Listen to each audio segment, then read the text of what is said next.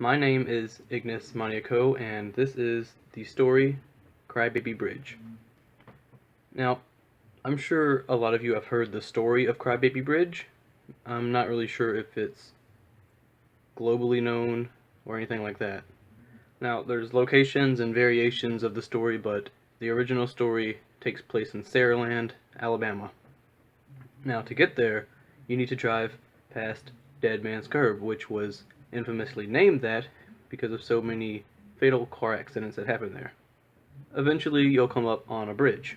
Now, my grandparents actually used to live on a plantation known as Calioka Plantation, and I've been there a few times when I was really little, but I was such a wee laddie that I don't have any memory of it whatsoever. However, this jam-pack of spooky fun is actually only 42 minutes away from where I currently live, so maybe sometime in the future I'll actually go down there, take some pictures and a video for something else to show you guys, because I actually want to go down there myself just to see how it is.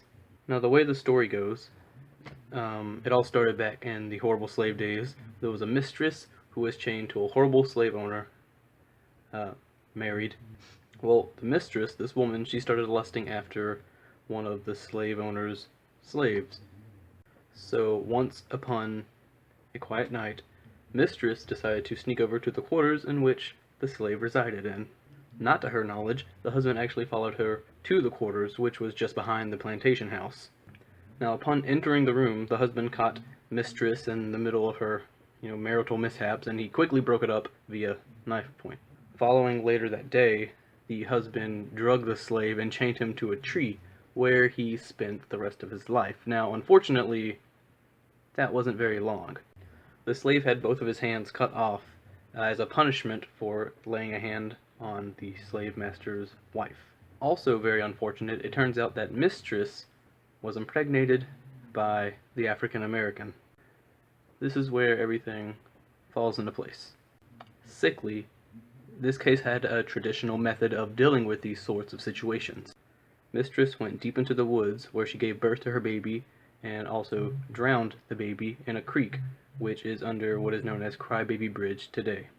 According to the legend, one who passes over the bridge can occasionally hear the baby crying, gasping for its last breath. Several reports also say that some people's cars start to lightly shake whenever they're passing over the bridge, but I'll get to all of that later in the story. There are also reports of a large, bulky African American constantly roaming the streets of the plantation, in which some say that he's looking for the son that he never got to have. Now, there's also another version of this story. And side note, I've never actually heard the story until I looked it up on Google. Now, the way this version of the story goes is that the slave master, he didn't hate his slave at all. He didn't even dislike his slave. In fact, he showed favoritism towards his slave. Now, the slave owner, he died, which led to the mistress. She's the one who chained the slave to the tree because she was jealous of, I don't know what she's jealous of, but she was jealous. Jealous for whatever reason. She just left him chained to the tree in her front yard so she could slowly watch and enjoy him die, which is pretty twisted. Corresponding to the subject of alternate legends, Crybaby Bridge has several different stories as to what actually happened. Anything from a tragic car accident to a kid being pushed off the bridge. Some even try to be logical with it and say that the sound of the baby crying is actually just the wind blowing through pipes below the bridge, which I don't know how you could get that mixed up, but whatever. Now, of course, this doesn't explain the car malfunctions that happen when people try to cross the bridge at night. Adding to what I said earlier, other problems can be the malfunctioning of the lights or the car altogether stalling. There's even been reports of the car moving from one side of the bridge to the other with no assistance. Now, there's a couple of little games you can play in case you want to figure out just how legitimate this urban legend is if you ever happen to come across the bridge.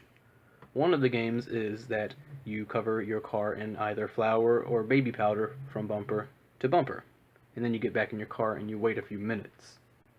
After a few minutes, you get out and you check your car, and supposedly there are supposed to be little baby handprints on it, but I might be calling BS on that, and I'll just have to try it for myself. Now, the other method is only for you top-tier douchebags. What you do is you give your friend the baby powder or the flour, and you tell him to get out to cover your car instead. But when he gets out, you actually just drive off for a few minutes and leave him to personally experience the bridge by himself, isolated in the dark. Now, like I just said, this is for only people who are top tier douchebags. You know, if you want to be hated by anyone, this is the way to go. Now, keep in mind that doing this could lead to losing a friend, so bring someone that you don't really care about if you actually want to do it. Now, as I just mentioned earlier, I'm considering making plans to go to this bridge because now that I've done research on it, I'm interested in it. I'll take plenty of photos, I'll make a video, and then I'll put it all together and put it on here so everyone else can see it, because that's mainly the reason why I'll do it.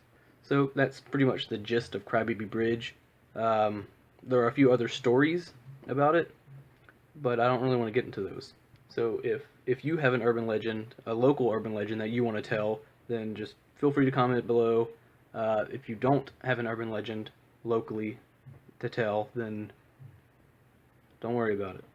Subscribe if you want to hear any more stories, personal stories, fiction, urban legends, anything like that, and I'll keep doing it. Thank you, and bye.